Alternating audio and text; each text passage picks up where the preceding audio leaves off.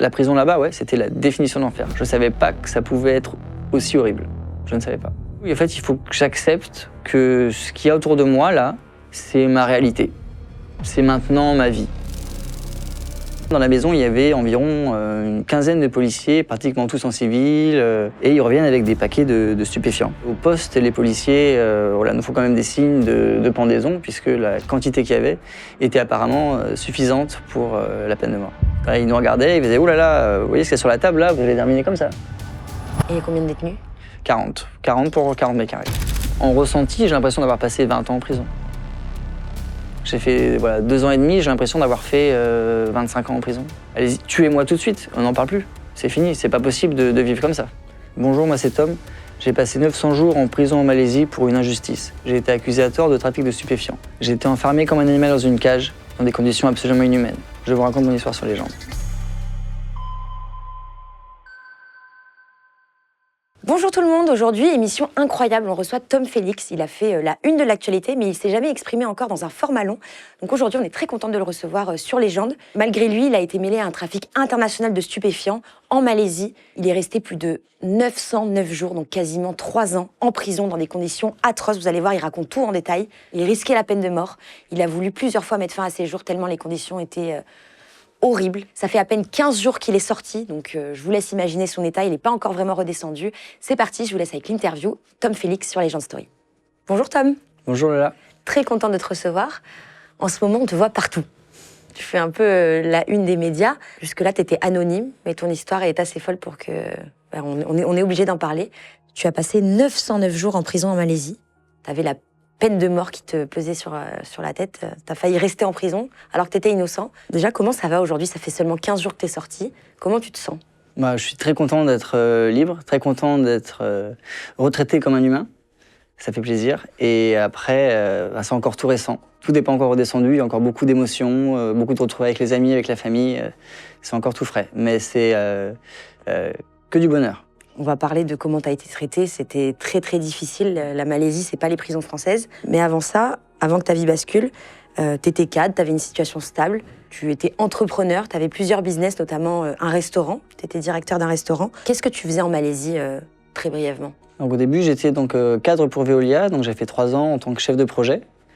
Ensuite, j'ai arrêté de travailler avec eux et je montais ma boîte de consulting donc dans l'industrie de l'insecte. En même temps, j'avais une auto-entreprise en France et je me suis retrouvé à investir dans un restaurant.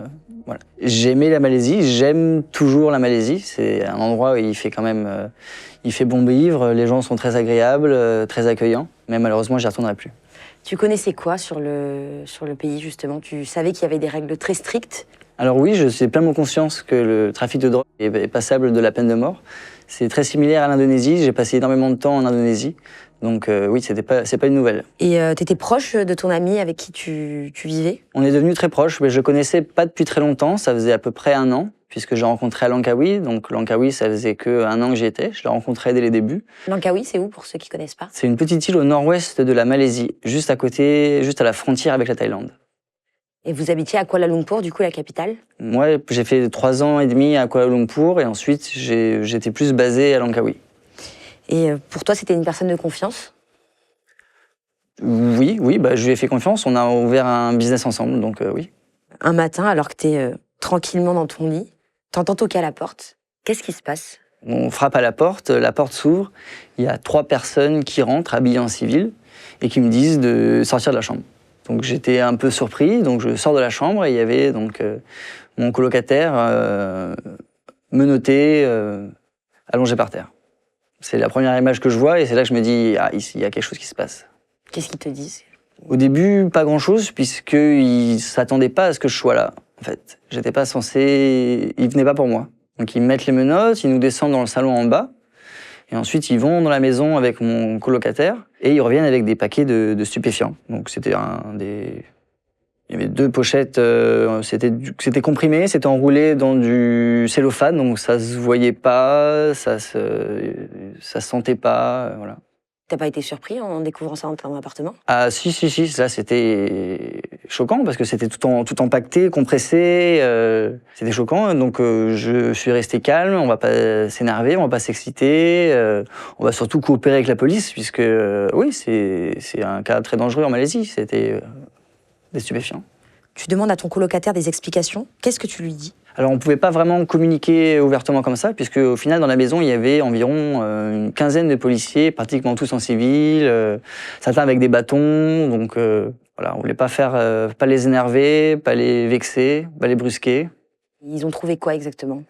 Alors moi je sais pas exactement. Ils ont pris les paquets, ils les ont emmenés au poste. Je crois qu'ils les ont pesés, mais pas forcément devant nous. Ils nous ont pas, voilà, ça n'a pas clairement indiqué. Voilà, regardez la quantité qu'il y a, confirmé, validé. Et je suis même pas forcément sûr, même maintenant, de la quantité totale, puisqu'au début on nous dit, voilà, vous êtes arrêté pour possession de 400 grammes. Après ça transforme en 1,7 kg, après c'est 1,9 kg, après ça redescend. Il y a eu des variations dans le poids de la quantité saisie. L'arrestation, elle était violente? Non, l'arrestation n'était pas violente. L'arrestation n'est pas violente. Alors pas violente physiquement, mais au poste, les policiers voilà, nous font quand même des signes de pendaison, puisque la quantité qu'il y avait était apparemment suffisante pour la peine de mort. Comment ça, des signes de pendaison? Ils nous regardaient, ils disaient « Ouh là là, vous voyez ce qu'il y a sur la table là, vous allez terminer comme ça ». Toi, tu savais qu'il y avait la peine de mort dans le pays? Je savais qu'il y avait la peine de mort dans le pays. Je savais que c'était appliqué pour les stupéfiants, mais je ne connaissais pas pour quelle quantité, ou quel produit, ou dans quelles conditions. Et t'as peur, sur le coup? Non. Non, parce que j'ai rien à voir dans l'histoire. Je vais coopérer avec la police, ils m'indiquent, voilà, on va faire une enquête qui peut prendre 1 à 3 semaines. Et au contraire, j'étais soulagé. J'ai fait OK, ils vont faire une enquête, il va pas y avoir de problème. Donc j'ai coopéré complètement avec la police. Je leur ai donné voilà, le téléphone, l'iPad, j'ai tout débloqué.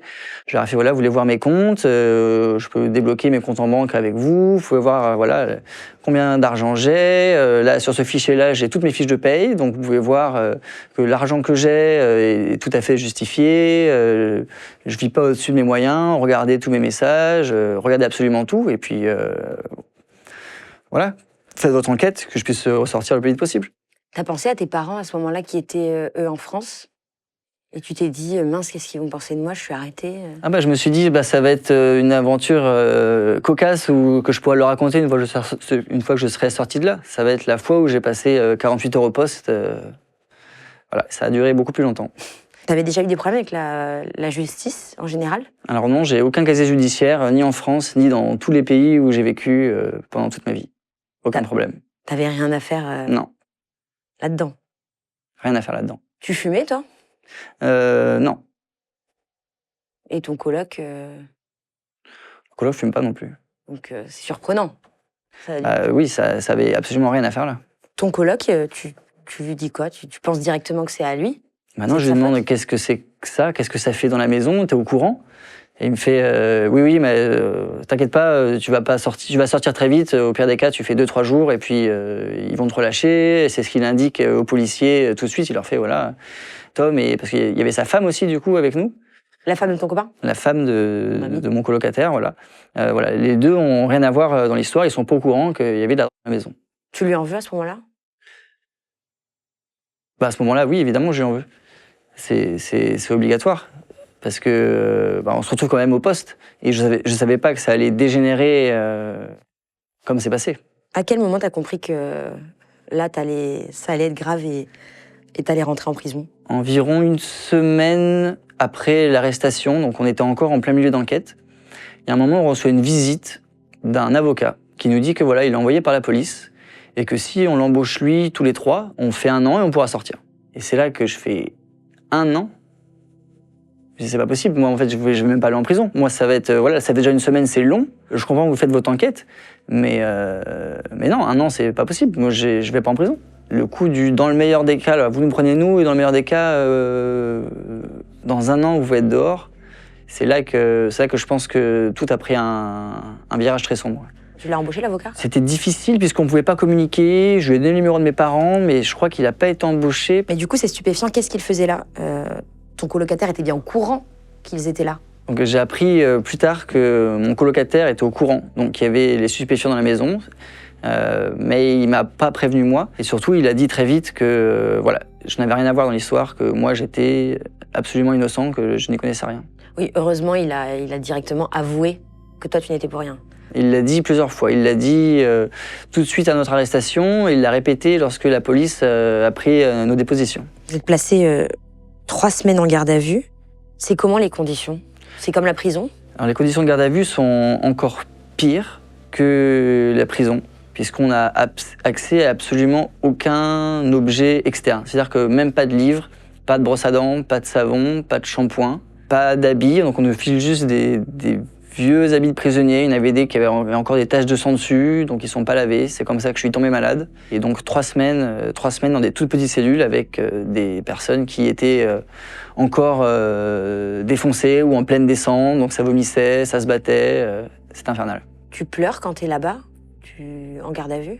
Quelques soirs, ouais. Surtout, je m'inquiète pour ma famille, puisque ça fait 5 jours qu'ils n'ont pas de nouvelles de moi. Je communique pratiquement quotidiennement avec mes parents.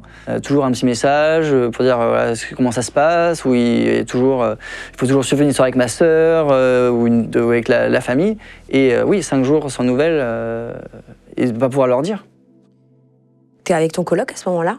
Oui, je suis dans la cellule avec mon colocataire. Il est désolé, il est mal? Lui est plus énervé parce que lui se sent trahi par quelqu'un qu'il connaissait qui lui a demandé ça. Donc moi je me sens trahi par mon colocataire et lui se sent trahi par un ami. Par un ami qui lui a demandé de garder les stupéfiants du coup. C'est ça. À aucun moment les policiers vraiment discutent avec nous. Quand ils prennent nos dépositions, c'est une série de questions un petit peu bidons, mais il n'y a pas de discussion derrière. Et quand je passe au tribunal au début, avant d'être envoyé en prison, à aucun moment je peux m'exprimer. À aucun moment on me demande qu'est-ce qui s'est passé. Voilà. On me demandera juste à la fin, avant de m'envoyer en prison, si je plaide coupable ou innocent. Et alors? Donc j'ai plaidé innocent depuis le début. T'as jamais été... Coupable? Ouais, t'as jamais eu l'idée de dire ok, je suis coupable pour qu'il te laisse tranquille? J'allais jamais dire je suis coupable. Déjà de 1, je suis pas coupable, et de 2, ça risque prison de peine de mort. Et c'est une histoire, je connaissais rien. On m'a jamais forcé à plaider coupable. Par contre, on m'a forcé à signer des documents qui reconnaissaient que effectivement il y avait des drogues dans la maison. Voilà, il y a des documents en malais, et donc moi je leur indiquais, bah non, alors ça les documents je les comprends pas, je vais pas les signer. Et là ils m'ont fait comprendre qu'il fallait que je les signe, sinon voilà, ils allaient commencer à s'énerver. Donc j'ai fait une fausse signature sur le papier pour pouvoir ensuite en parler plus tard aux avocats et à dire, vous voyez ça là, c'est pas ma signature, vous pouvez vérifier avec mon passeport, l'ambassade, tous les contrats que j'ai signés, c'est pas ma signature. Ah, t'as été malin sur le coup, t'as pensé à ça. Je pensais que j'étais malin, mais au final ça n'a pas servi à grand chose. Parce que tu parlais malais, mais tu ne savais pas le lire. Le lire, c'est différent. C'est pas la même manière de parler à l'écrit et à l'oral. Donc, je pouvais pas comprendre les documents qu'il y avait. Et alors, au bout de 3 semaines, t'es toujours présumé innocent. T'es en attente de jugement et du coup, t'es transféré à la prison de Perlis, qui est complètement surpeuplée. C'est quoi tes premières impressions quand t'arrives en prison? Ça se concrétise vraiment. Et alors, au début, on arrive, on est mis en quarantaine. Donc, c'est dans un bloc spécifique. Et en fait, j'ai un soulagement d'arriver en prison. Parce que ça veut dire que je vais avoir accès à des livres, accès à des visites, que je vais pouvoir acheter un petit peu de nourriture en plus. Donc l'arrivée en prison au début est un soulagement. Les 2 premières semaines du mois en quarantaine, j'ai accès aux livres, je rencontre avec les avocats. Ça va beaucoup mieux que les 3 semaines de détention au commissariat. J'avais les cheveux longs et donc on arrive pour nous raser la tête. Et moi, ils n'ont pas réussi à me raser la tête parce que j'avais les cheveux complètement emmêlés, bloqués. J'avais déjà plein de croûtes sur la peau parce que voilà, les 3 semaines au commissariat étaient infernales. On ne peut pas se doucher, on ne peut pas se laver. Ça ressemble à quoi une cellule en Malaisie, une prison? C'est 4 pans de mur. Un pan, c'est que des barreaux avec un mini muret à l'une des extrémités et 2 toilettes turques. Et il y a combien de détenus? 40. 40 pour 40 mètres carrés. La cellule fait 10 mètres par 4. Et tu as des lits superposés, c'est un dortoir en fait? Alors il n'y a pas de lit.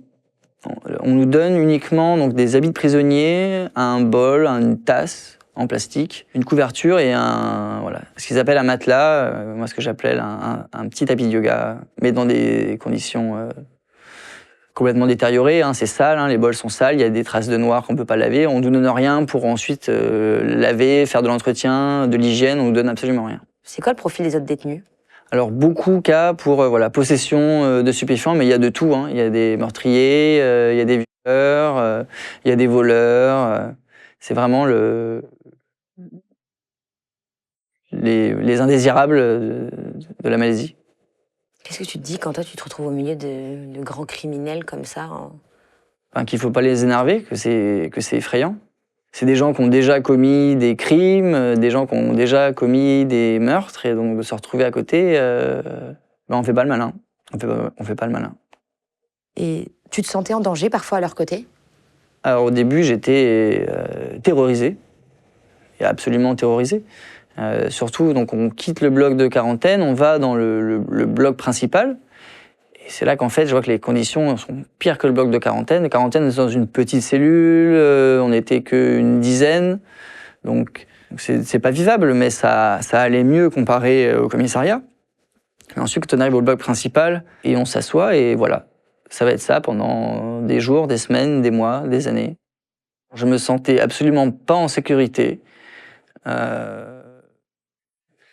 Mais quand on est terrorisé, la sécurité, c'est pas forcément à l'ordre du jour. C'est juste, on est submergé par une émotion négative, donc on n'a pas vraiment le temps d'analyser tout ça. Mais sur la fin, à un moment, je me suis senti en danger, puisqu'il y a eu dans ma cellule, il y avait un détenu complètement fou, complètement drogué, qui a mis les mains sur un couteau et qui s'est mis à menacer les gens. Et là, je me suis dit, mince, sur un malentendu, puisque impossible de raisonner avec lui, s'il me plante, c'est compliqué. Il y avait des gardes quand même, il y avait beaucoup de personnel pénitentiaire ou pas? Il y avait très peu de personnel pénitentiaire. Nous, il y avait un garde pour 100 ou 200 détenus. La prison est gérée par les prisonniers, en fait. Dans les films, on voit souvent qu'il y a des gangs en prison. On a une image de la prison comme on la voit dans les films. Quand tu es de l'intérieur, c'est pareil, il faut se battre pour se faire entendre, pour se faire respecter. Il y a des gangs, il y a des groupes. Souvent, les bastons partent pas pour vraiment quelque chose de concret, mais pour plus une histoire de manque de respect, parce qu'on ne peut pas laisser passer le manque de respect, parce que si on laisse passer ça, ensuite, les choses dégénèrent encore plus. Tu t'es déjà retrouvé dans ce cas-là, toi? Oui, je me suis déjà retrouvé dans ce cas-là. Et du coup, moi, j'escaladais très vite. Tout de suite, je disais, tu veux qu'on se batte, on va se battre, ok. Mais ensuite, ils vont nous sortir, ils vont nous envoyer au bloc de punition. Et moi, je leur demandais qu'ils vérifient notre urine. Parce que je sais que toi, tu prends des... Je sais que tu le fais juste devant moi et moi, j'en prends pas. Donc toi, tu vas prendre doublement cher. Et quoi comme stupéfiant là-bas en prison? Alors en prison, il y avait énormément de méthamphétamine et d'héroïne, en kilos par semaine, qui rentrent dans la prison. Et ça fait quoi comme effet sur les détenus, ces drogues-là? Je pense que sur une personne normalement constituée, ça doit être terrible. Et donc sur quelqu'un qui est abandonné et laissé dans des conditions inhumaines, je peux pas décrire ça. Alors ça, c'est plus des humains. C'est plus des humains, c'est des animaux. Toi, en prison, t'essayais de bien te comporter, de bien te faire voir par les gardes parce que t'avais peur que ta peine s'empire? Non, c'était juste, j'ai essayé de bien me faire voir, alors pas par les gardes, parce qu'on les voyait pas beaucoup, mais du moins par les autres détenus pour pas me faire emmerder, en fait. Donc, j'ai eu beaucoup de chance. J'avais toutes les ressources possibles, donc j'ai pu acheter la nourriture en plus. Une fois par semaine, je pouvais aller au petit magasin faire des petites courses. Et je me mettais en fait à tout donner. J'ai 80% de ce que j'achetais, je le donnais. Et je le donnais parce que, pas forcément pour une histoire de protection ou de comme ça vous laissez tranquille, juste parce que de voir les gens comme ça dans des situations où ils sont complètement abandonnés de tout. Eux, ils étaient abandonnés de leur famille, de leurs proches. Alors après, peut-être que c'était des gens à problème, que ça faisait très longtemps qu'ils étaient en prison, que du coup, c'est pour ça qu'ils étaient abandonnés de tous. Mais ça reste des êtres humains et on ne donne pas de produits d'hygiène, pas de nourriture en plus, rien. Donc, quand les gens demandaient, très vite, c'est un devoir de donner. Si on a plus que les autres, on partage. Tu pouvais te doucher là-bas? Alors, doucher, techniquement, non. J'ai regardé la définition d'une douche en sortant. Donc, pour se doucher, il faut pouvoir être debout. Donc, nous, on n'était pas debout. Il n'y avait que des tuyaux qui arrivaient au niveau du genou.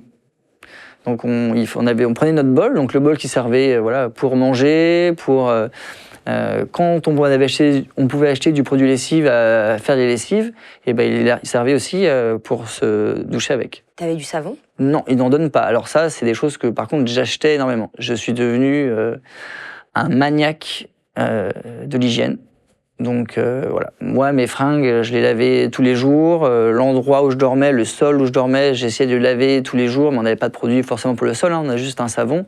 Donc voilà, dès qu'ils vendaient du savon antibactérien au magasin, moi j'achetais un stock parce qu'il n'y en avait pas tout le temps, il y en avait une fois tous les 3 mois. Donc dès qu'il y avait celui-là, moi je faisais un stock. Tu voyais la lumière du jour? Tu pouvais faire des promenades? Alors on n'avait pas de promenade, on avait juste 2 petites fenêtres dans la cellule d'environ peut-être 20 cm par 50. Mais en barreaux, grillagés. Et si on se surprenait, si on se suspendait par les barreaux, on pouvait apercevoir un petit peu le ciel et un petit peu le dehors. Pendant 909 jours, tu n'as pas vu l'extérieur? Oui. Ça rend pas fou de... T'es tout le temps de... J'ai pété un câble. Je suis devenu fou aussi à un moment parce que la réalité d'être coincé dans une cellule sans sortir, ben, c'est juste pas possible. C'est juste pas possible. Donc j'ai fait voilà, des tentatives de suicide parce que j'étais là, c'est pas possible. Mais je vais jamais tenir dedans. Parce que j'avais aucune visibilité sur ce qui m'arrivait, sur ce qu'allait m'arriver après. On nous a vraiment rien dit, on a été envoyé en prison et puis on a dit bah voilà, il faut attendre maintenant. Attendre quoi, quand, comment Les avocats malaisiens étaient là, mais c'est comme ça le système, donc il faut juste attendre le retour du laboratoire. Ça arrive quand? On ne sait pas, plusieurs mois, plusieurs semaines. Oui, parce que tu attendais le laboratoire, parce que tu voulais prouver que tu n'étais pas un consommateur de drogue, donc ils t'ont fait des analyses? Non, alors initialement, on doit attendre les résultats du laboratoire qui teste les stupéfiants. Ok. Pour établir la quantité finale. En fonction de la quantité, la peine va varier. Donc pour s'assurer que j'étais bien dans la quantité peine de mort. Et donc on a attendu 1 an ces résultats de laboratoire, et ensuite on a attendu 1 an de pouvoir passer au tribunal. C'est très très long. C'est très long, surtout quand on n'a rien à faire là-dedans. Pourquoi c'est à ce point inhumain, les conditions? On se rend pas compte, nous on n'y était pas? Bah parce qu'on peut rien faire dans la cellule en fait. On peut même pas bouger, on peut même pas se déplacer. Hein. C'est vraiment, on a l'espace de s'allonger. Et voilà. Et donc même si tu veux marcher pour aller aux toilettes, ben tu marches par-dessus des gens, des fois tu leur marches dessus, donc ça peut s'énerver très vite. Juste aller aux toilettes, ça pouvait être un danger, ça a causé des bastons. La promiscuité, le manque d'intimité, et après même dormir, c'était impossible les premières fois parce que tu te tournes, en fait il y a quelqu'un ici, tu te tournes, il y a quelqu'un là, tu te fais tousser dessus, tu te fais respirer dessus, tu te fais marcher dessus, tu te fais renverser des trucs dessus. Volontairement? Volontairement ou involontairement? Les gardes, ils étaient comment avec toi? Ben, les gardes, on les voyait pas beaucoup dans les cellules. Ils se baladaient pas beaucoup, c'était pas eux qui allaient ouvrir les portes, ou ils passaient pas, ils sont juste là en fait pour s'assurer que les portes sont fermées et que personne ne sort. C'est tout. Ils sont... Voilà. Je vivais maintenant dans un écosystème d'une cage. Voilà, tout mon monde faisait 40 mètres carrés, l'extérieur importait peu, puisque j'avais pas accès. Tu dis que c'est inhumain et je sais que tu vas engager des poursuites contre le traitement justement des détenus en Malaisie. En quoi c'est inhumain? C'est le fait de... T'es nourri quand même? Alors on est nourri, on est logé, mais après, aucun produit d'hygiène n'est fourni. C'est-à-dire que il y a des gens qui passent des mois là-dedans, qui ne se lavent pas, qui ne lavent pas leurs habits, qui ne peuvent pas laver le bol dans lequel ils mangent. On va aux toilettes, il n'y a pas de papier toilette, donc on s'essuie avec la main. Ceux qui n'ont pas de savon, c'est-à-dire qu'ils mangent avec les mains, avec les mêmes où ils s'essuient pour aller aux toilettes. Pas de papier toilette? Ah non, ça... Oui, je pense que j'explique un peu les conditions, parce que eux, le papier toilette, ils en vendaient même pas au magasin, des papiers toilettes. Donc c'était même pas si t'as de l'argent, t'en as. Non, il n'y avait pas de papier toilette. Ça sentait bon dans la prison? Ah non, c'était infernal. Surtout que des fois, il y avait des jours où on n'avait pas d'eau. L'eau fonctionnait pas. Donc pas d'eau, on pouvait pas nettoyer les toilettes. Et donc c'était juste... c'est une catastrophe sanitaire. C'était régulier, les catastrophes sanitaires. Et c'était des conditions de vie. Voilà, c'était la base. Et pour toi, c'était quoi le plus inhumain? Plus inhumain que ça soit des des hommes qui fassent ça à d'autres hommes. Que les gardiens soient là et qu'ils ne soient pas choqués, que les policiers nous envoient dans un lieu pareil sans preuve, sans avoir fait d'enquête. Que tout le monde qui n'était pas enfermé, en fait, ne soit pas absolument choqué par ces conditions. C'était là-bas, c'était la norme. À un moment, quand je leur ai dit que j'allais très mal, ils m'ont envoyé un psychologue qui m'a fait faire un test. Et le résultat du test, il me regarde, il est très surpris, il fait « Mais vous êtes extrêmement dépressif ?» Et je lui fais « Oui ». Et il me regarde, il fait « Mais pourquoi ?» Et je lui fais « Mais vous tournez la tête, regardez les conditions dans lesquelles on est. Comment c'est possible? Est-ce que c'est moi qui suis fou? Est-ce que c'est vous qui êtes fou de ne pas reconnaître que c'est pas possible de faire ça ?» Et pour toi, même des grands criminels ne mériteraient pas d'être traités de la sorte? Toi, tu étais innocent, donc tu avais cette perception-là. Ça, c'est plus une question philosophique et éthique. Mais est-ce que le fait de commettre un crime, de ne pas respecter les lois de la société dans lesquelles on est, fait qu'on doit être traité comme moins que des humains? Non, je pense pas, parce que dans ce cas-là, ça veut dire qu'on est comme eux. On est comme ceux qui ne respectent pas les règles. Donc pour vous dire à quel point c'était sale, moi j'ai attrapé la gale pendant que j'étais là-bas. La gale? La gale. Donc c'est une infection de parasites sur la peau qui cause des démangeaisons sans fin. T'as pu être soigné? J'ai pu être soigné, j'ai été me faire soigner une fois qu'on m'a emmené au tribunal. Voilà, j'aurais expliqué que j'avais des problèmes, qu'il fallait que j'aille à l'hôpital. C'était dû à quoi? À la saleté de la prison? C'est dû à... les vêtements ne sont pas lavés. Donc si quelqu'un a en dehors une hygiène sale, qui rentre dans la prison, et que ça va sur ses vêtements, que les vêtements ensuite sont passés sur un autre prisonnier, voilà. Donc la gale ne saute pas de prisonnier en prisonnier, mais il lui faut un support, il faut que ça soit chaud et humide. Donc évidemment, voilà, ce sont des conditions en Malaisie, et, voilà, c'est très humide. L'état de Kedah en Malaisie est l'un des états les plus chauds de la Malaisie. La température peut atteindre jusqu'à 40 degrés. Et on n'a pas de ventilo dans les chambres. Pour moi, la prison là-bas, ouais, c'était la définition de l'enfer. Je ne savais pas que ça pouvait être aussi horrible. Je ne savais pas qu'on traitait encore les gens de cette manière au XXIe siècle. Dans le monde? Dans le monde, voilà.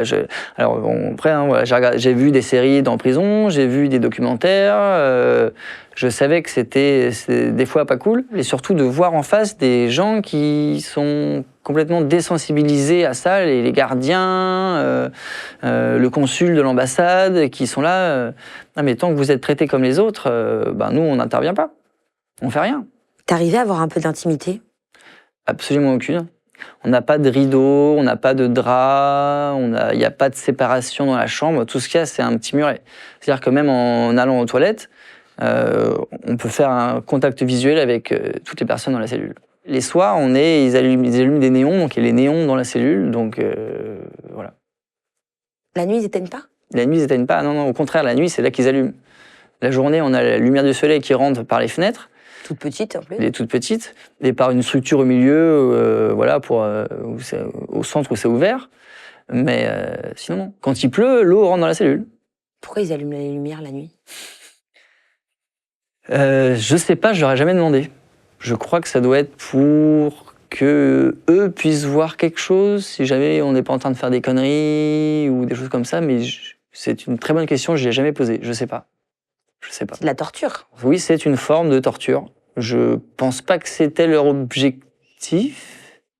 Je pense que c'est plus pour des raisons de sécurité qui nous laissent pas dans le noir. Là, on te voit, t'es quand même entier devant nous, t'as l'air plutôt en bonne santé. Comment t'as fait? Donc, je suis devenu un maniaque de l'hygiène pendant que j'étais en prison.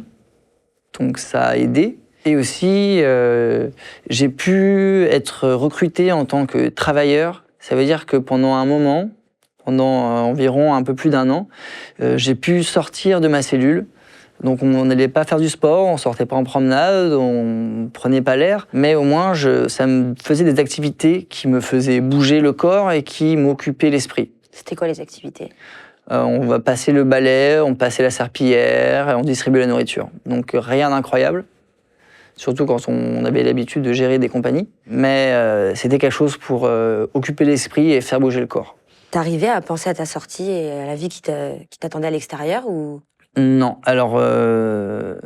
non, bah, voilà, j'ai eu J'ai pété un câble, hein, je suis devenu fou, j'ai ressenti comme une déchirure dans mon cerveau. Pour réussir à survivre, en fait, je me suis coupé du monde extérieur. Je me suis dit, voilà, je n'ai aucune idée de quand je vais sortir, de si je vais sortir. Et du coup, en fait, il faut que j'accepte que ce qu'il y a autour de moi, là, c'est ma réalité. C'est maintenant ma vie. Voilà. Et c'est toujours ce qui est le plus dur de ne pas savoir combien de temps ça dure. Je pense, voilà, on a tous vécu le Covid, à être enfermés, quand est-ce qu'on peut sortir. Et c'était le fait de ne pas savoir qui était difficile. Et ben ça, c'était le Covid, mais fois 1 million. Tu risquais quoi? Moi, je risquais la peine de mort. J'avais 3 charges de peine de mort. T'as vraiment cru qu'ils allaient l'appliquer? Ah, mais à un moment, j'espérais qu'ils l'appliquent, et même très vite. J'étais là, si vous me gardez dans des conditions comme ça, en fait, on va tout arrêter, hein, on va faire le procès. Hein, allez-y, tuez-moi tout de suite, on n'en parle plus. C'est fini, c'est pas possible de vivre comme ça. Tu dis que tu te coupais du monde extérieur, mais ta famille, tes parents, enfin tes amis? Je n'ai pas parlé à mes amis pendant des années, ouais, parce que c'était trop dur psychologiquement de s'adapter à vivre dans des conditions comme ça, et ensuite d'avoir un rappel toutes les semaines qu'en fait, il y a un monde extérieur. En fait, ce que je vis, oui, c'est un enfer. En fait, ce que je vis, c'est pas normal. Donc, j'ai coupé les communications. Donc après, je communiquais avec ma famille, mais c'était très, très dur. Il y a des fois, j'ai envie de dire, je faisais même plus pour eux que pour moi. Parce qu'eux avaient besoin de me voir et de savoir que j'étais là. Donc, ils venaient en Malaisie? Ils venaient en Malaisie 1 fois par mois. Et je les voyais 1 fois par mois, et sinon après 1 fois par semaine, j'avais un appel vidéo. Donc après on le faisait aussi parce que on me sort de la cellule pour faire ça. Donc ça me faisait ma balade quotidienne ou ma balade hebdomadaire pour aller à l'endroit où on fait les appels vidéo. C'était comment quand tu les voyais au parloir? Très compliqué parce qu'on est derrière une vitre, donc il n'y a aucun contact physique. Il est derrière une vitre dans une cabine, donc on ne se voit pas en direct et on ne peut même pas s'entendre en direct, ça passe par un téléphone. Comme dans les films? Oui, comme dans les films. Et ben c'est difficile de raconter une histoire aux parents quand il n'y en a qu'un qui peut entendre, en fait. C'était pas trop dur de les laisser à chaque fois? Ils venaient 1 fois par mois, mais... 1 fois par mois, en fait, c'était pas trop dur. Je me sentais mieux une fois qu'ils étaient rentrés. Parce que, voilà, de les voir, moi, je me bloquais émotionnellement pour, voilà, je pouvais pas me vider, je pouvais pas leur dire. Je pense qu'après, je les protégeais aussi, je leur racontais pas vraiment comment ça se passait à l'intérieur pour pas qu'ils psychotent en étant dehors, parce que de ce que je leur avais dit déjà, c'était pas possible. Et ils ont des gens dire, mais il faut que tu restes fort, ce que tu vis, c'est terrible. Ça aide pas, mais en même temps, c'est très très difficile, je pense, d'aider quelqu'un dans une situation comme ça. Même moi, si tu me dis maintenant, ok, en fait, qu'est-ce qu'il te fallait pour survivre, pour tenir, je sais pas. Je sais pas. J'ai pas la réponse. Donc après, beaucoup de gens envoyaient des lettres. Je les lisais, pas tout de suite, à différents moments. Il y a que vraiment, voilà, il y a des lettres d'une personne que je lisais régulièrement et que j'attendais avec impatience. C'était des lettres manuscrites. Et l'écriture était magnifique. Et en fait, donc, ça me donnait quelque chose de joli à regarder. Donc même si le fond était bien, la forme, c'est ça ce que je recherchais dans ces lettres que je recevais, parce que, ouais, quelque chose de joli à regarder. Quand on est entouré de personnes droguées, abandonnées d'un système, qui ont passé leur vie en prison ou qui y sont régulièrement, on oublie les bonnes odeurs, les belles choses, les belles personnes, les belles peaux. Parce que ces personnes, ils ont plus de dents, ils ont la peau défoncée, ils ont le corps...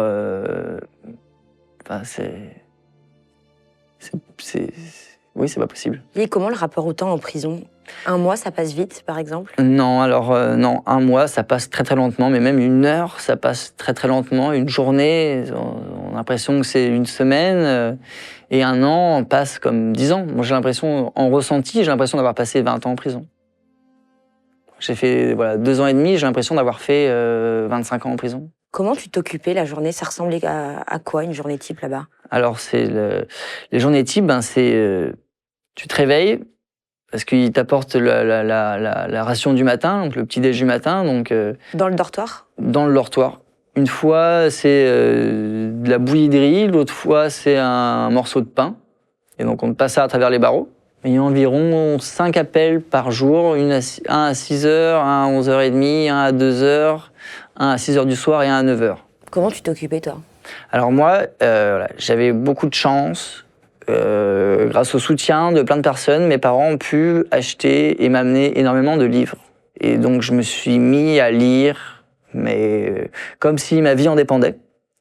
Et ma vie en dépendait, ma santé mentale en dépendait. J'ai lu 300 livres en 900 jours. Et c'était pas des petits livres, hein. J'ai fait par exemple la série Game of Thrones. Donc voilà, c'est du gros livre. J'ai lu en anglais. Ça me permettait de ne pas être là. Ça me donnait une option concrète pour que toute l'horreur qui est autour de moi disparaisse. Je pense que sans les livres, ah oui, je serais un animal maintenant. Ça veut dire que j'aurais été en isolation complète, pas avec des gens avec qui je peux échanger pendant 2 ans et demi. Donc, qu'est-ce que ça fait à quelqu'un, ça? Tu deviens fou. Ça s'est joué sur des détails. Ça a été les livres, ça a été le soutien de toutes les personnes à l'extérieur.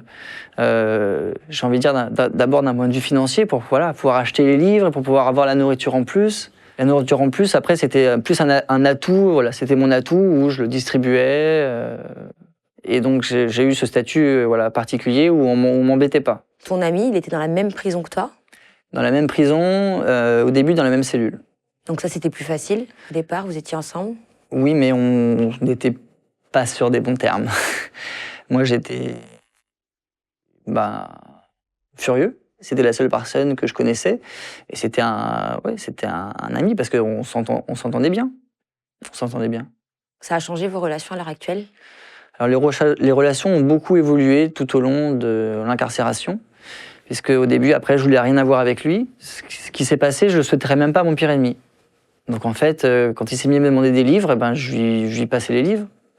Quand il me demandait si j'avais pas la nourriture en plus et que j'en avais, je lui donnais. Parce que même si c'était à cause de lui que j'étais là-dedans, c'est pas possible de pas aider, de pas faire ce qu'on peut pour aider les personnes. Et même si c'était son pays à lui, et sa famille qui était là aussi, et que il n'avait pas accès à autant de choses que moi, on aide. Je pense que du moins, c'est moi, c'est mon naturel de si je peux aider, j'aide. Même à la personne à cause de qui je me suis retrouvé en prison. Tu arrives à créer des amitiés avec d'autres détenus? Alors, on va dire que c'est des amitiés... je pense pas que le mot amitié soit le beau mot. Je sais pas s'il existe un mot pour décrire la relation qui se crée entre des personnes qui sont dans des conditions inhumaines ensemble. Donc c'est pas forcément des amis, on va dire c'est des copains de prison. Donc oui, je me suis fait des copains de prison. Ouais. T'avais conscience justement de l'engouement qu'il y avait derrière ton histoire en France? Ça faisait quand même beaucoup de bruit, on en entendait parler pas mal dans les médias. Alors c'est ce qu'on me disait, suite aux recommandations d'un de mes anges gardiens, de maître François Zimret, qui a repris mon cas pro bono, mon avocat français. Lui a dit à un moment, ce qui se passe, c'est pas possible. Il faut que le gouvernement intervienne, et pour faire intervenir le gouvernement, il faut que le public pas se réveille, mais le public s'implique. Et donc pour impliquer le public, il faut commencer une campagne médiatique. Donc au début, moi j'étais absolument contre. Je voulais pas que ça se sache que j'étais en prison pour une histoire de stupéfiants. Je me suis fait, mais si jamais je sors, mais jamais je peux me remettre de ça. Mais on m'a expliqué que, en fait, il y avait pas le choix. Il y avait pas le choix. Et quand j'ai vu la première fois, quand on m'a dit, ça se passe super bien, et il y a des sur Google, on tape ton nom, il y a des pages d'articles. Mais ça m'a tué. Parce que j'ai fait, ça y est, moi qui étais quelqu'un, je faisais mon travail dans mon coin, quelqu'un d'anonyme. Ça, c'est fini. Ça, c'est fini et c'est un passage obligatoire pour s'assurer que je termine pas pendu. Mon anonymat m'a aussi été enlevé. Alors, on a suivi la recommandation de notre avocat qui était la bonne chose à faire.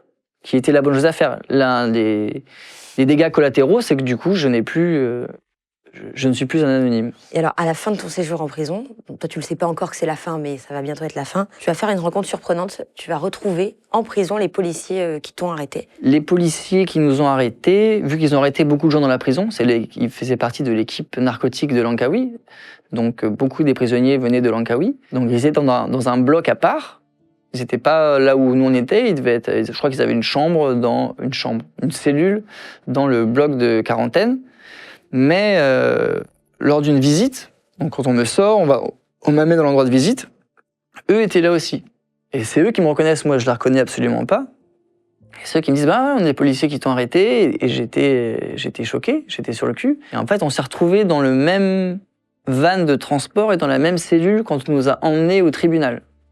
Ils ne nous ont pas séparés, on s'est retrouvés dans les geôles du commissariat et du tribunal, ensemble, donc avec aussi mon codétenu. Et c'est là qu'ils ont un peu discuté. Qu'on a un peu discuté et qu'ils ont dit ah bah oui, votre cas, effectivement, on n'avait pas le quota pour l'arrestation pour cannabis ce mois-ci. Donc on s'est arrangé pour que quelqu'un crée cette situation. Cette situation a été créée de toutes pièces. Attends, mais quoi? Ton ami a été un simple appât, en fait? Mon ami a été un peu un appât. Donc il y avait un ami à lui qui s'est fait attraper par la police. Et quand la police attrape des criminels là-bas, surtout pour des cas de stupéfiants, il leur donne ce qu'on appelle le choix du diable. C'est ce que j'ai appris en prison. Option 1, tu vends ton produit mais tu nous donnes une commission. Option 2, tu vends notre produit. Option 3, tu balances quelqu'un. Et donc lui, il a fallu qu'il balance quelqu'un. C'est souvent l'option qu'il décide puisque c'est ce qui leur coûte rien. Il a fallu qu'il balance quelqu'un. Mais il avait personne à balancer, donc il s'est retrouvé à demander à mon colocataire s'il n'avait pas des stupéfiants. Le colocataire en avait pas, mais il a demandé à un autre ami, donc il s'est retrouvé à faire l'intermédiaire dans un deal. Et donc les drogues sont arrivées à la maison, il a appelé son ami pour lui dire « Ok, c'est bon, elles sont là, tu peux venir les chercher ». Et en fait, c'est pas l'ami qui a débarqué, c'est la police qui travaillait avec son ami. Donc les drogues, au final, elles sont restées très peu de temps dans l'appartement. Oui, c'est en minutes, en heures. Donc en fait, c'était simplement, tu as passé 909 jours en prison parce que la police avait besoin de remplir ses quotas. Oui. C'est ça. Qu'ils avaient besoin de remplir leur quota et qu'ils n'ont pas fait leur travail pendant l'enquête. Parce qu'ici, ils font leur travail pendant l'enquête. S'ils regardent, s'ils font les relevés d'empreintes, prise d'ADN, ils vont se rendre compte qu'il n'y a aucun lien entre moi et les stupéfiants trouvés dans la maison. S'ils regardent mes finances, ils se rendent compte qu'il n'y a aucun lien. S'ils regardent mes messages privés, ils se rendent compte qu'il n'y a aucun lien. Et ça a été complètement ignoré. Même pire que ça, puisqu'on a eu un avocat envoyé par l'enquêtrice de police qui nous dit « Prenez-nous et dans un an, vous sortez ». Donc, même dans ce cas-là, coupable, pas coupable, dans un an, tu sors. Si tu payes la police. Comment il a réagi, ton ami? Il l'a appris en même temps que toi, que c'était un coup de montée? Je crois qu'il l'a appris... il me l'a dit assez vite, puisque on s'est douté de quelque chose quand il m'a dit qu'il avait prévenu son ami, et qu'en fait, c'est la police qui a débarqué. Normalement, personne n'était au courant, même moi, je n'étais pas au courant qu'il se passait quelque chose dans la maison. Donc il n'y avait que 3 personnes qui étaient au courant. Et voilà, une a amené la drogue, mon colocataire, et celle qui venait la récupérer. Donc c'était l'une des 2 personnes qui a dû travailler avec la police. Oui, donc en fait, ton ami, lui, dès le début, il a trouvé ça louche qu'il appelle pour prévenir et que c'est la police qui arrive. Oui, il s'y attendait pas. Oui, la police, elle peut pas débarquer comme ça. Non, la police ne débarque pas comme ça. Et c'est pas comme s'il était connu des services de police. Lui, pareil, il n'avait jamais été en prison. Donc c'est pas comme si on était... Sur écoute. On n'a pas été sous surveillance. C'est un cas de moitié dénonciation, moitié coup monté. Voilà. Donc toi, pendant 2 ans, t'as pas de réponse de la justice. Le procès va commencer en juin 2025. Et c'est seulement en février, donc le 3 février 2026, tu savais que t'allais avoir une réponse. Et là, qu'est-ce qu'on t'annonce? On m'annonce que c'est acquitté, que je suis free to go. Et on m'enlève les menottes. En 20 secondes, c'est fait. Comment tu réagis? Toi, t'attendais cette date avec impatience. Tu savais que le 3 février, t'allais être libéré? Alors, je savais qu'il y avait la date finale, la date du jugement, le 3 février. Vu comment s'était passé le procès, donc le procès est allé assez vite en fait. Donc on y allait un jour, on attendait un mois, on est retourné un jour après. Mais le procès est allé très vite puisque le procureur avait aucune munition. Vu que la police n'a pas fait d'enquête, le procureur n'avait rien à dire. Donc les dates ont pu se succéder très très vite. Oui, normalement, je pouvais être serein, j'allais sortir. Mais vu comment ça s'était passé avant, vu qu'il n'y a rien de normal, vu que j'étais même pas censé aller en prison dans un premier temps, bah, j'étais quand même inquiet. Il fallait attendre que la juge se prononce. Et comment tu l'apprends alors? Bah, moi, je l'apprends le matin même. Donc je passais au tribunal à 2h30 et c'était en attendant dans les geôles du tribunal que les policiers qui nous emmènent, qui nous font marcher des geôles au tribunal, me disent « Ah, Tom Félix, bah, tu rentres aujourd'hui ».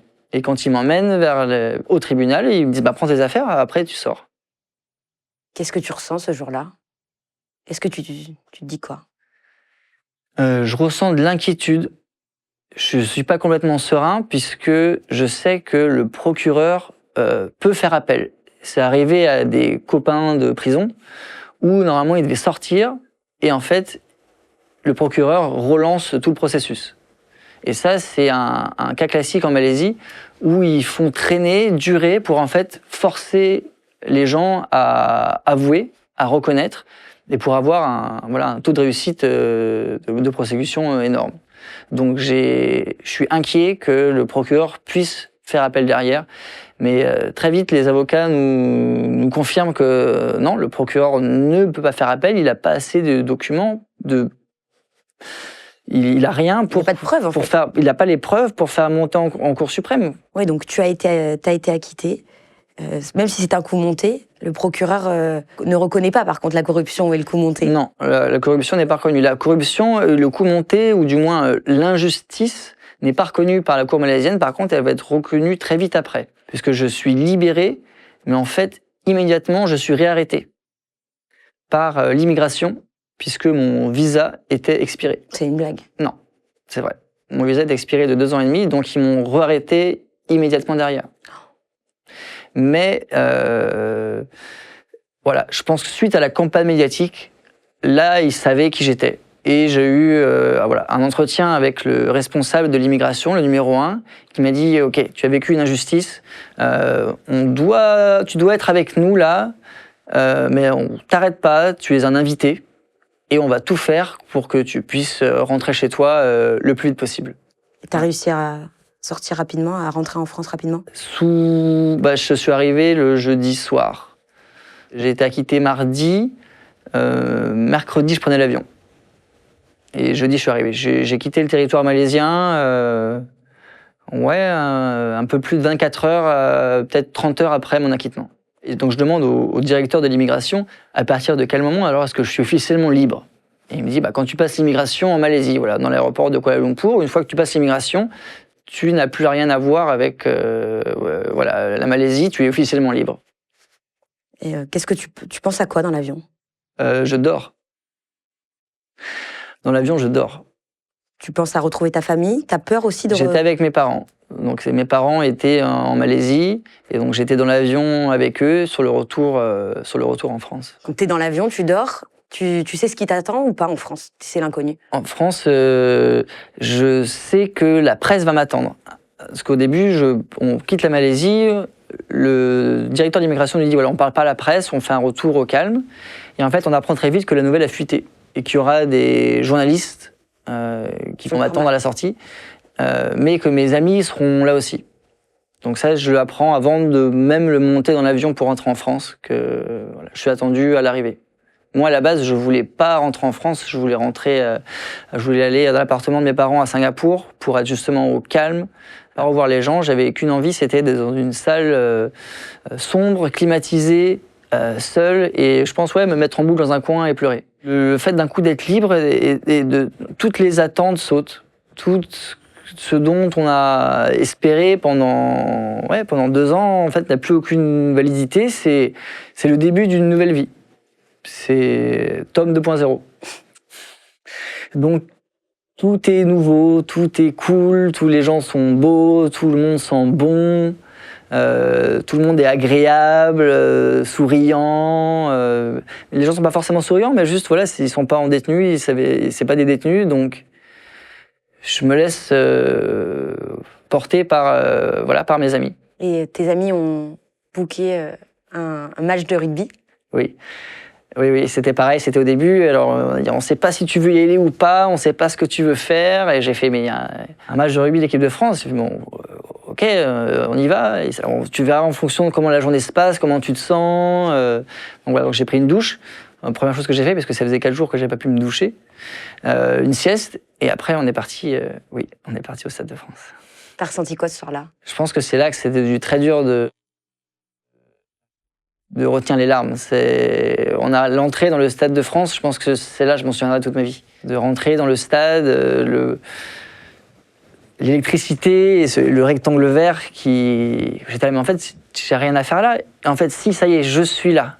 Ça y est, en fait, l'enfer, là, est fini. La base à laquelle je m'étais adapté est finie. Maintenant, c'est nouveau. Voilà ce qui se passe. Au moment où on tourne cette émission, ça fait seulement 2 semaines que tu es revenu. Qu'est-ce que tu as fait depuis? Pas grand-chose. Beaucoup de repos. J'ai fait un week-end en famille. Il y avait les 60 ans de ma tante. Donc je suis descendu et ça m'a donné l'occasion aussi de revoir tout le monde en une fois. Donc c'est très intense. Mais ça fait du bien. Et après, sinon, c'est les journées calmes, je me repose. J'écoute énormément de musique. C'était mon premier achat à l'aéroport, c'était de retrouver un casque de musique. Et donc, je redécouvre mes playlists. Je ne suis pas encore retombé dans Netflix. Je ne suis pas encore allé me balader sur YouTube, donc je n'ai pas encore découvert Légende. Mais c'est vrai que tu ne nous connaissais pas. Non, je ne vous connaissais pas. J'écoute de la musique. Et je prends doucement contact avec mes amis. Donc tous les jours, j'essaye d'envoyer un message à quelqu'un, de lui dire coucou, ok, voilà, je suis sorti. Donc ils sont là, oui, on est au courant, on t'a vu. Et mes parents, tous les jours, me montrent tout ce que j'ai pas vu, tout ce qui a été fait pour moi pendant les 2 ans d'incarcération. Donc des fois, ils m'en parlaient. Et tu me demandais tout à l'heure l'engouement en France. On me disait, alors oui, c'était suivi sur les réseaux, il y a des articles, mais c'était comme un bruit de fond. C'était pas... Parce que ce monde-là n'existait pas. Ou il existait, mais pas pour moi. Moi, je me concentrais sur mes 40 mètres carrés. Et donc, tous les jours, ils me montrent une fresque qui a été faite en mon honneur à La Rochelle. Des groupes de musique, un qui a fait un rap, il y en a un qui allait faire un concert devant la fresque, des amis qui ont fait des marathons avec les t-shirts en mon nom, ma tante qui fait des événements yoga pour faire des levées de fonds. Les gens qui se sont pris en photo avec le signe Free Tom Félix. Ça, toutes ces choses, je les découvre en ce moment. Tu trouves que tu as été aidé par l'État malaisien ou français? Alors l'État malaisien, non. L'État français, donc je sais qu'il y a eu des discussions de la part d'Emmanuel Macron, mais en concret, avec l'ambassade sur place, absolument pas. Que ça soit financier, que ça soit psychologique, ils n'ont rien fait. Il y avait d'autres étrangers avec moi, enfermés, qui venaient de la Birmanie. Birmanie, on est sur une junte militaire, un pays du tiers-monde. Eux, ils offraient un soutien financier aux personnes qui étaient enfermées en prison. Voilà, l'ambassade, ils ont jamais rien donné, jamais rien aidé. Sur place, le consul m'a même dit tant que vous êtes traités comme les autres, on n'intervient pas. Le consul français? Le consul français. Et donc, j'ai dit, mais on est quand même sur des conditions inhumaines, là. Et oui, mais vous savez, la Malaisie est ce qu'elle est. Nous, on n'intervient pas, on fait pas de vagues. Pas été rapatrié par l'État français? Je n'ai pas été rapatrié par l'État français, je n'ai pas été expulsé par l'État malaisien. Le vol a été... c'est mes parents qui ont payé le vol. T'as eu du confort dans l'avion? Une classe business quand même après? Non, vu que c'est mes parents qui ont payé le vol, c'était économique. T'as eu aucun soutien en fait? Au moment où j'étais enfermé en prison, non. Tu pensais que l'État français t'aurait pu aider plus ses ressortissants? Oui, je m'attendais à plus de la part de l'État français surtout, à un cas où, clairement, depuis le début, il y a des gros problèmes. C'est même pas faire de l'ingérence, c'est juste faire une mise en lumière, un suivi en disant là, sur ce cas-là, il faut vous assurer que tout est fait dans les règles, même dans vos règles à vous, ce qui n'a pas été fait. Remettre les pieds en Malaisie, c'est impossible. Tu disais que tu aimais le pays toujours. Alors c'est pas que c'est impossible, c'est complètement possible. Je ne suis pas blacklisté, je n'ai pas commis de crime en Malaisie, donc je peux y retourner quand j'y veux. Par contre, oui, je ne vais pas y retourner. Je pense que c'est bon, j'ai assez donné. Il y a plein d'autres endroits incroyables à découvrir dans le monde. Quel bilan tu tires de tout ça? Pas de chance. C'est que pas de chance. Parce que c'est mauvais endroit, mauvais moment. Si je suis pas dans la maison, je ne vais pas en prison. Si je rentre plus tôt à Singapour, je reste pas à Langkawi, je ne suis pas en prison. Si tout est à refaire, maintenant, avec ce que j'ai vu, comment ça s'est passé, à aucun moment, voilà, c'est ça, la connerie est là, c'est ça qu'il faut éviter.